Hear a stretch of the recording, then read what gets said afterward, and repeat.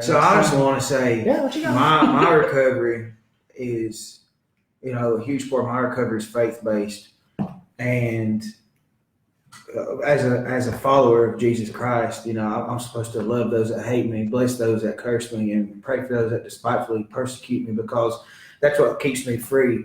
That's what keeps me from getting back into that whole mentality, that addictive, that behaviors, that lying and backbiting and gossiping, and all that stuff that comes with, when I was using, that keeps me out of that. And plus, man, when I say like I pray for you and I speak life, love, and blessings, I mean that from the bottom of my heart. Like I was that one that at one time I would talk bad about people. I would run my mouth and put people down for something I didn't understand, but. That's you just got to leave them where they're at. What does it go back to? What do you mean? Education, it's stigma, right? Yeah. It's the stigma of being a person in recovery and somebody that hasn't either directly or indirectly experienced the level of suffering that addiction causes and not truly understanding the underlying causes and consequences. The words we use are more powerful than the substances we're addicted to. Yeah, absolutely. I mean, if it was somebody else that was in early recovery and they started bashing them, what would that look like? You know what I mean? If you ain't got nothing nice to say, sit down and shut up. And I think it goes back to just like our culture these days as far as how we communicate, right?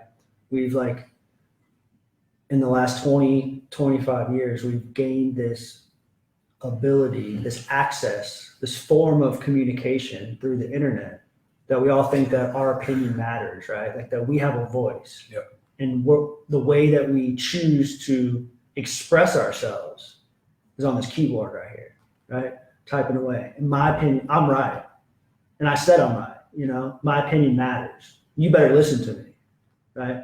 And the reality, I look at it almost the exact opposite. And I talked about this a few weeks ago, but I look at the exact opposite of that. If somebody has a different opinion than me, I want to listen to you, right? I want to hear why you feel the way that you do. Not so that I can respond to you, so that I can try to relate to you, right?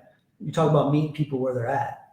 It's the same thing through this form of communication. And it's going to take us a long time as a culture, as a society, to learn how to use this form of communication in a healthy way.